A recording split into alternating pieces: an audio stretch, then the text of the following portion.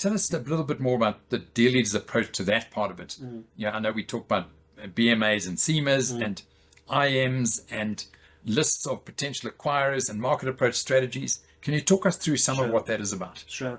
So it's quite interesting when you embark on this journey with a client. If you put yourself in the client's shoes, and we've been there in our personal capacity, often this is your biggest asset. And now you've met someone, you've maybe interacted, as you signed up with the deal leaders. Now you've got to trust them that they're gonna do this right. So part of that initial phase is, the most important part is weighing the filter of the market. So all of the work we do, this is not a marketing brochure for the client, inward looking outward. It's how's the market going to view this. So the one big box that has to be ticked is we've got to give the client comfort that we get them and we get their business. But there's many elements of the work that we do. One is clearly the commercial and business understanding. How does this business work, operation, and the likes? How's it going to show up? Because that's going to have a big impact on if we're looking for the right types of buyers, where could there be potential synergies? The financial side is critical. It's quite an interesting approach because we had one, in fact, a couple of days ago where we said it was not the right time to go to market and the client agreed.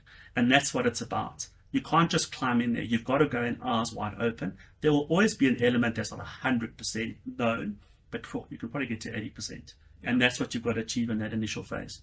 Yeah, I must admit, it often takes quite a while in my experience of talking to a potential client who's trying to make this decision about, am I going to sell or not? Am I going to go and put my business out there in the market? And it often takes us quite a while to say, hold on, don't worry about that yet. Yeah. Let's do a BMA or let's do a CMA and let's really have a look at your business and make that decision. Is that, I think you remember the business in the clothing distribution business. And we did the BMA with this guy. We came up with a valuation of about 50 million. He said, but hold on, my NAV is higher than that. I said, yeah, but no one's going to pay you for that stuff. Correct. They're going to pay you based on what this business can generate.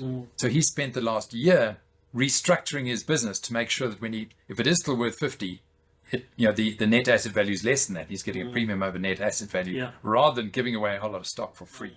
So yeah, it's a very, very valuable process. And yes, he didn't have to go to market. He didn't spend that money. He just focused on understanding the saleability of his business. Also, the way it's played out in some of the corporate transactions recently. I mean, we had one in mining recently, which we did the initial work. It was quite funny. We said many times is you do a significant amount of work. Valuation is one element on page 92. You sit down in front of the client. The first thing they do is turn to page 92 and kind of look at the value and say, it seems reasonable.